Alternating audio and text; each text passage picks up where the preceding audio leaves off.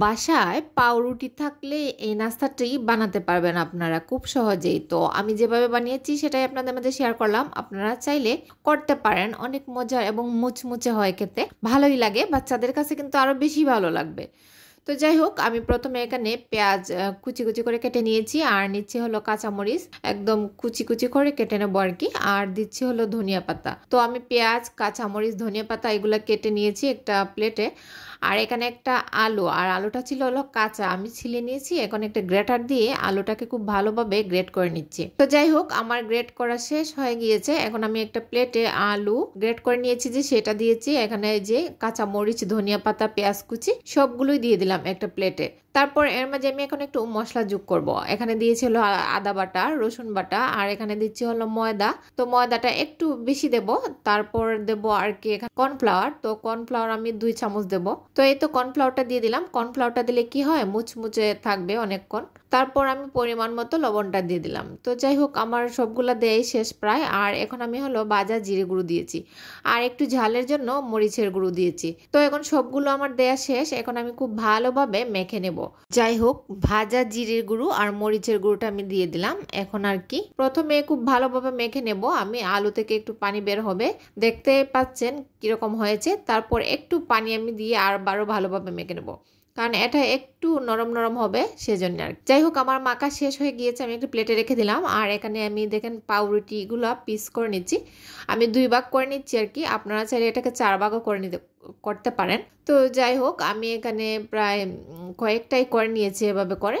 তো এই তো আমার করা কমপ্লিট। পাউরুটিগুলো কেটে নিলাম, তারপর ওই যে মেখে রেখেছিলাম তো সেটাই আমি পাউরুটির উপর মেখে নেবো আর কি। দেখতেই পাচ্ছেন কিভাবে আমি মেখে নিচ্ছি। পাউরুটির গায়ে লাগিয়ে দেব খুব ভালোভাবে, হালকা একটু চেপে চেপে লাগিয়ে দেব। তো এপিট উপিট করে আমি লাগিয়ে নিচ্ছি, দুটো পাশেই খুব ভালোভাবে লাগিয়ে নেব। এভাবে করে আমি সবগুলাই মেখে রাখবো আর কি। আর এভাবে নাস্তাটা খেতে কিন্তু অনেক মজার হয়, মুচমুচে হয়, ক্রাঞ্চি হয়, দেখতেও ভালো লাগে, খেতেও একটু অন্যরকম। তো আর এভাবে যদি বাসায় নাস্তা বানানো যায় তাহলে কিনতে আর হয় না। বিশেষ করে সন্ধ্যার সময় একটু অন্যরকম নাস্তা খেতে ভালোই লাগে। এভাবে করে আমি সবগুলোই প্রায় লাগিয়ে নিলাম পাউরুটির গায়ে। তো ফাইনালি আমি দেখিয়ে দিচ্ছি সবগুলো যে আমি লাগিয়ে নিয়েছি। আমি যতগুলো করেছি আর কি সবগুলো এভাবে করে নিয়েছি।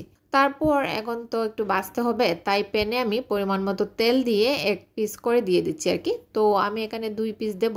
তো এই তো আমি 2 পিস দিয়ে ভেজে নিয়েছি, আর এপিট উপিট করে লাল লাল করে ভেজে নিতে হবে। এই তো, আর আরো বেশি ভাজলে কিন্তু একদম কড়া হয়ে যাবে। তো এই তো আমি প্রথমবার ভেজে উঠিয়ে নিলাম, আর তারপর আমি আবারও দিয়ে দিচ্ছি 2 পিস। তো এই তো, আর এপিট উপিট করে ভেজে নেবো এগুলো।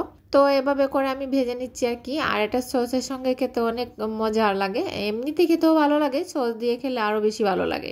তো যাই হোক, আমি সবগুলাই প্রায় ভেজে নিচ্ছি, যতগুলো আমি করেছিলাম সবগুলাই ভেজে উঠিয়ে নিচ্ছি। যাই হোক, আমার সবগুলা বাজাই কমপ্লিট, আমি উঠিয়ে নিলাম এগুলো। তারপর এখন আমি একটু গুছিয়ে পরিবেশন করে দিব। খাবারটা যদি পরিবেশন ভালো হয় দেখতেও কিন্তু ভালো লাগে। তো আমি একটা প্লেটে দিয়ে দিচ্ছি পাউরুটিগুলো যে ভেজে রেখেছিলাম সেগুলো। তো এক এক করে আমি প্রায় অনেকটাই দিয়েছি, দিয়ে এখন একটু সস দিয়ে দিলাম একটা বাটিতে।